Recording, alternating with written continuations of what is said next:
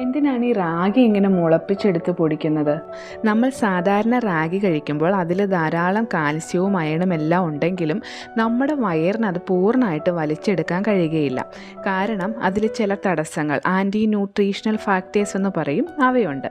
പക്ഷേ നമ്മൾ റാഗി മുളപ്പിച്ച് കഴിയുമ്പോൾ ഈ തടസ്സങ്ങൾ ഒരു പരിധി വരെ നീങ്ങിപ്പോകും. അതായത് ഒരേ അളവ് റാഗി കഴിച്ചാലും മുളപ്പിച്ചത് കഴിക്കുമ്പോൾ നമ്മുടെ ശരീരത്തിന് കൂടുതൽ കാൽസ്യവും അയണും എല്ലാം അബ്സോർബ് ചെയ്യാൻ സാധിക്കുന്നു. നമ്മൾ റാഗി ഇതുപോലൊരു വലിയ പാത്രത്തിലേക്ക് മാറ്റിയിട്ട് നന്നായി അത് വൃത്തിയായി കഴുകിയെടുക്കണം.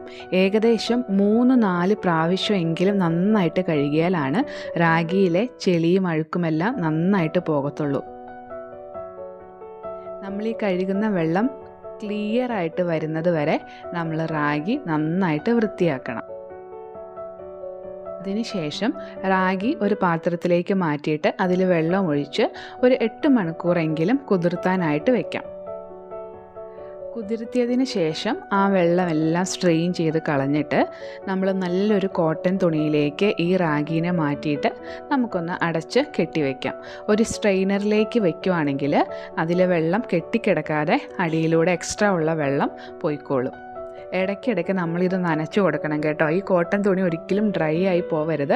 അതുകൊണ്ട് ഇടയ്ക്കിടയ്ക്ക് നമ്മൾ നനച്ചു കൊടുക്കുക. ഏകദേശം 2 ദിവസം കഴിഞ്ഞപ്പോഴുള്ള റാഗിയുടെ അവസ്ഥയാണ് നല്ല രീതിയിൽ മുളകൾ വന്നിട്ടുണ്ട്. ശേഷം റാഗി വലിയൊരു പാത്രത്തിലേക്ക് മാറ്റിയിട്ട് നമ്മൾ നന്നായിട്ട് അത് കഴുകിയെടുക്കണം. കഴുകിയതിന് ശേഷം അതിലെ വെള്ളം മൊത്തം നമ്മൾ കളയണേ. അതിനായിട്ടൊരു സ്ട്രെയിനറിലേക്ക് നമുക്ക് മാറ്റി വയ്ക്കാം. വെള്ളം നന്നായിട്ട് പോയി കഴിഞ്ഞിട്ട് നമുക്ക് വെയിലത്തിട്ടിട്ട് നന്നായിട്ട് ഉണക്കിയെടുക്കാം. അഥവാ വെയിൽ നന്നായിട്ട് ലഭിച്ചിട്ടില്ലെങ്കിൽ നമുക്ക് പൊടിക്കുന്നതിന് മുന്നേ ചെറുതായിട്ടൊന്ന് അടുപ്പത്ത് വെച്ച് ചൂടാക്കിയെടുക്കാം. അപ്പോൾ റാഗിക്കൊരു പ്രത്യേക ടേസ്റ്റും സ്മെല്ലും വരുവേ.